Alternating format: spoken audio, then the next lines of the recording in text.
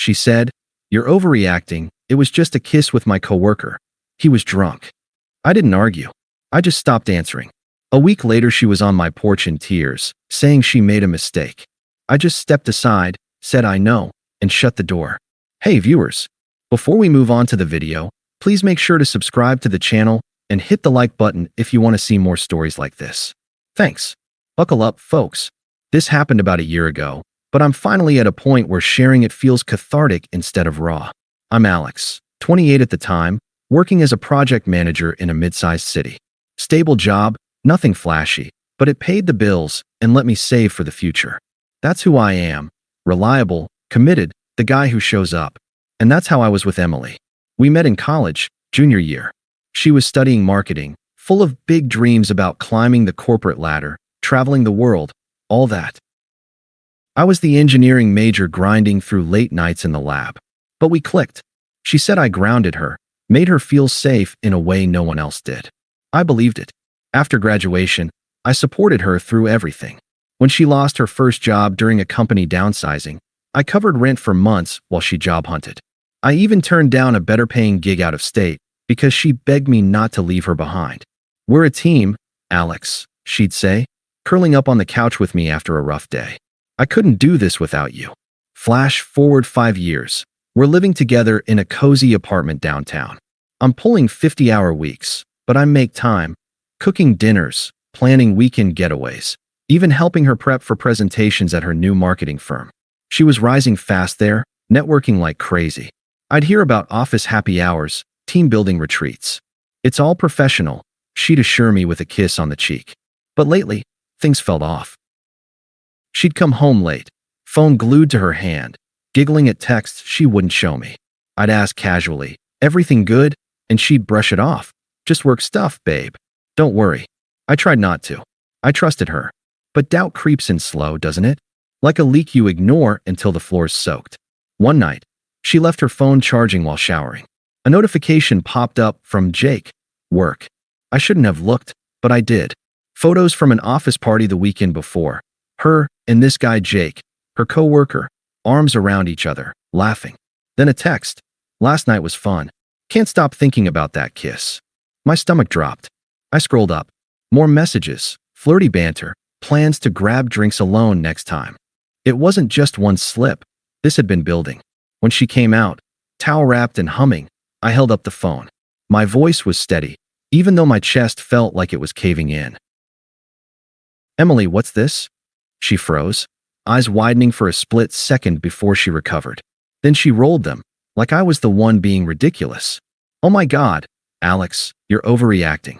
It was just a kiss with my coworker. He was drunk. We were all wasted at the party." It didn't mean anything. I stared at her, waiting for more. For remorse, maybe. But she crossed her arms, defensive. "Seriously? You're acting like I cheated or something." It was harmless. Jake's going through a breakup, and things got blurry. But it's not like we slept together. You're being paranoid, as usual. Paranoid? I'd never accused her of anything before. But there it was, her twisting it, making me the problem. "So, a drunk kiss with a guy you've been texting secretly? That's harmless." She sighed dramatically, like explaining to a child. "Yes, Alex. People flirt at work. It's networking. And yeah, we kissed once. But you're making it sound like some affair. If you trusted me, this wouldn't be a big deal." She paused, her tone sharpening. "Honestly, your jealousy is suffocating sometimes. Jake gets it. He's ambitious, exciting. You're safe. Boring safe." That word hit like a slap. Boring. After everything I'd done? Supporting her dreams, being her rock? I felt the confusion swirl. Had I missed the signs? The late nights she'd chalk up to deadlines. The way she'd compare me to her dynamic colleagues. Flashbacks hit. Me skipping my own promotion party to help her with a pitch. Her promising we'd start saving for a house together, only to blow money on girls' trips. I'd given so much, and this was how she saw me. But I didn't yell. Didn't beg. I just nodded slowly. "Okay, if that's how you feel." Her eyes narrowed. "What does that mean?" I set the phone down. "It means I heard you." And that was it for the night. She huffed off to bed, muttering about how I needed to lighten up. I slept on the couch, mind racing. Why fight for someone who dismisses you like that? The next morning, she acted like nothing happened, kissed my cheek on her way out, said love you over her shoulder. But I knew. The trust was shattered. The breakup didn't explode. It unraveled quietly, like a thread pulled too far. That evening, Emily came home late again, smelling faintly of wine. She plopped down next to me on the couch, where I was scrolling job listings, something I'd started doing that afternoon, just in case. So, are we good? She asked, like the fight was a minor blip. I looked at her, really looked. The smug tilt to her chin, the way she avoided my eyes. Emily, tell me the truth. Was it just a kiss? She hesitated, then shrugged. Fine, maybe it was more than once. We've been talking a lot. Jake listens, you know? He pushes me to be better. With you, it's just comfortable. But I need more than that. Excitement. Passion. There it was, the admission, wrapped in justifications. So you're choosing him? She leaned back, crossing her legs. I'm not choosing anyone yet.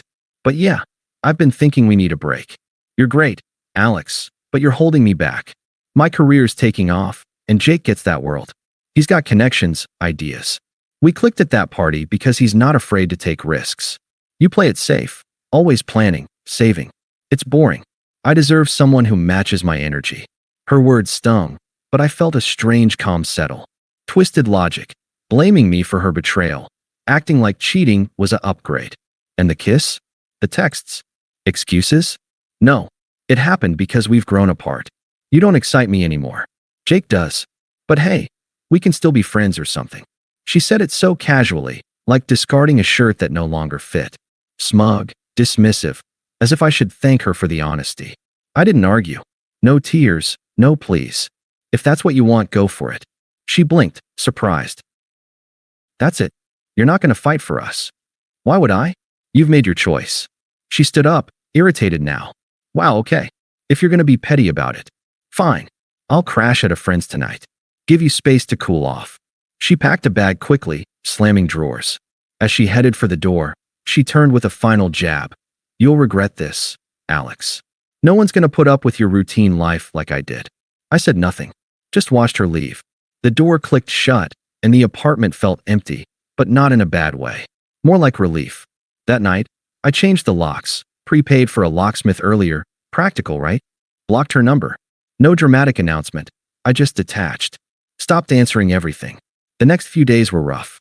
I'd wake up reaching for her side of the bed, then remember. Confusion hit hard. How had I missed her pulling away?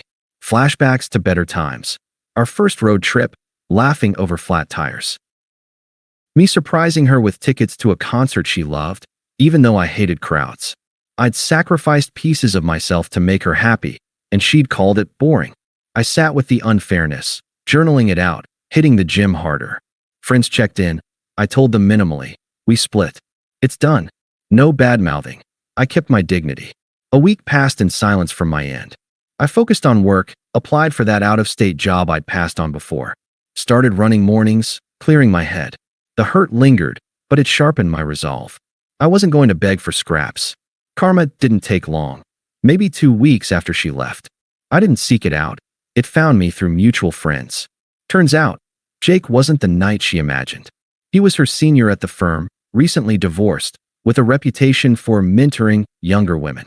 Their excitement was a ploy. He'd used her to help with a big project, promising promotions. But once it wrapped, he ghosted. Dumped her via text. Fun while it lasted, but let's keep it professional. Worse, office gossip exploded. Someone leaked their flirty emails. Turns out it wasn't just a kiss. HR got involved. Affairs between levels violated policy. Emily got demoted to a junior role. Her fast track derailed. Jake? He skated by with a warning, but his instability showed. Verbal outbursts in meetings, rumors of him harassing others. She moved in with him briefly, hasty decision, but he kicked her out after a fight, leaving her scrambling for a sublet she couldn't afford on her reduced salary. Friends filled me in reluctantly. She's unraveling, man, one said over coffee. Crying at work, isolating. Lost a couple buddies who think she crossed a line. Another, Jake's a mess, abusive texts, controlling. She sees it now, but too late. I didn't gloat, just nodded. Sucks for her. Internally, it felt like justice, ironic, earned. She'd chased excitement and got burned. Meanwhile, my arc was rising. I landed that promotion at work, started therapy to process the betrayal. Casual dates here and there, nothing serious, but it reminded me I wasn't boring, just loyal. I sold some shared stuff online, banked the cash for a solo trip. Sat with the silence, the unfairness fading into clarity. I'd dodged a bullet. But she wasn't done yet. The attempt started soon after. First, it was a text the day after the rumors hit me. Simple, almost casual. "Hey, can we talk? I miss you." I read it, felt a flicker of that old confusion, but deleted it without replying. Why engage? She'd shown her colors. Then the calls came. My phone buzzed at work, her name on the screen. I let it go to voicemail. The first one, "Alex, please pick up." Jake was a mistake. He turned out to be such an asshole, controlling, yelling over nothing. "I see now what I had with you. Call me back." Her voice cracked a bit, but there was that underlying expectation, like I'd jump at the chance. I didn't. Block the number, but she switched to email next. Subject, "I'm sorry." The body rambled, "I know I messed up. That kiss, it was stupid, alcohol-fueled.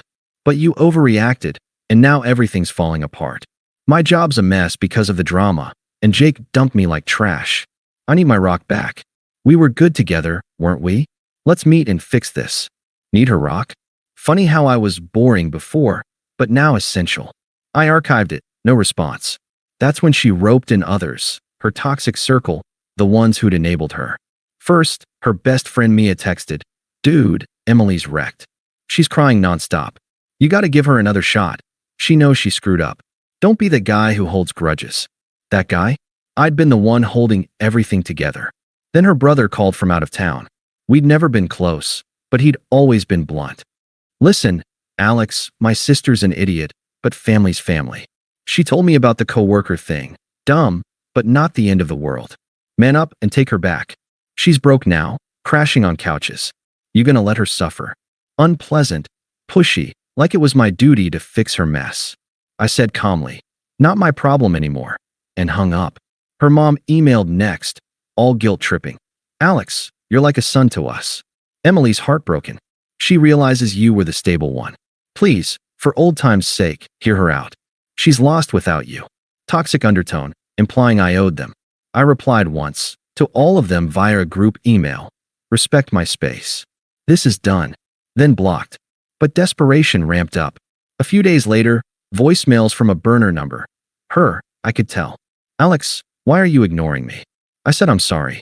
"Jake abused me emotionally, made me feel small. You never did that. Come on, we can start over." Then pleading, "I need help with rent. I got demoted, and everything's piling up. You're the only one I trust."